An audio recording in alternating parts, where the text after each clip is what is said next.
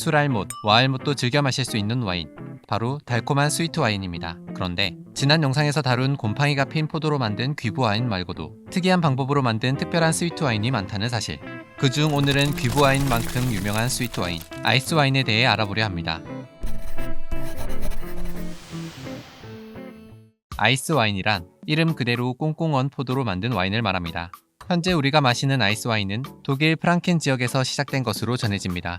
1700년대 후반 프랑켄 지역에서 포도를 키우던 농부들은 그만 포도의 수확 시기를 놓쳐버렸다고 합니다. 그런데 거기에 이른 한파까지 찾아오고 결국 따지 못한 포도들은 서리를 맞은 채 모두 다 꽁꽁 얼어버리고 말았다고 합니다.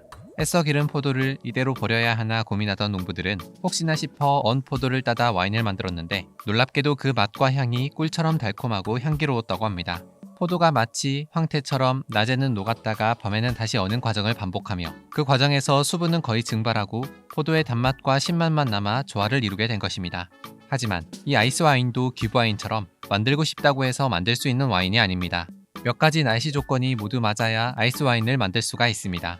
일단 여름에는 포도가 충분히 익을 만큼 일조량이 풍부해야 하고 가을에는 포도가 곰팡이의 영향을 받지 않아야 하며 겨울에는 포도가 충분히 얼 수 있을 만큼 추워야 한다는 것입니다. 그리고 또 하나 중요한 건 바로 포도를 꼭 꽁꽁 언 채로 수확해야 한다는 것입니다. 때문에 기온이 영하 7, 8도까지 떨어질 때까지 기다렸다가 포도를 수확하게 되는데 낮에는 햇볕에 포도가 녹을 수도 있기 때문에 꼭 한밤중이나 새벽에 포도를 따는 고생을 해야 합니다. 이런 까다로운 조건들 때문에 아이스 와인을 만들 수 있는 나라는 독일과 캐나다, 오스트리아 등 세계에서 몇 나라 되지 않습니다. 더 북쪽으로 가면 너무 추워 포도가 잘 자라지 못하고 더 남쪽으로 내려가면 겨울 기온이 영하 8도까지 내려가지 못해 포도가 얼지 못하기 때문입니다. 거기에 수분을 제거한 즙만으로 와인을 만들기 때문에 일반 와인 10병을 만들 수 있는 포도양으로 겨우 한 병밖에 만들지 못합니다. 그래서 가격도 비쌀 수밖에 없다고 합니다. 어떤 지역에선 포도를 수확한 다음 일부러 얼려서 포도를 가지고 아이스 와인을 만들기도 하는데 이런 경우엔 아이스 와인이라는 단어는 쓰지 못하고 아이스박스 와인, 아이스드 와인으로 표기해야 합니다. 그런데 아이스 와인의 종주국이었던 독일은 갈수록 지구온난화의 영향으로 예전만큼 아이스 와인을 만들지 못하고 있는 상황이라고 합니다.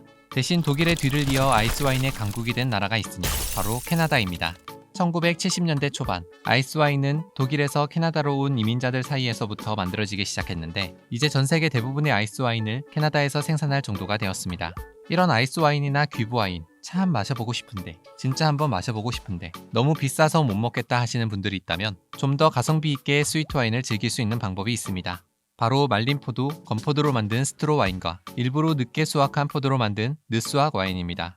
당도를 올리기 위해 포도를 말리거나 일부러 늦게 수확한 것인데 여기서 스트로 와인은 지푸라기 위에서 말렸다고 스트로 와인이란 이름을 얻게 된 것이라고 합니다. 귀부 와인부터 아이스 와인, 스트로 와인, 늦수확 와인까지 참으로 다양한 스위트 와인의 세계. 다음 영상에선 주정 강화 와인에 대해 알아보겠습니다.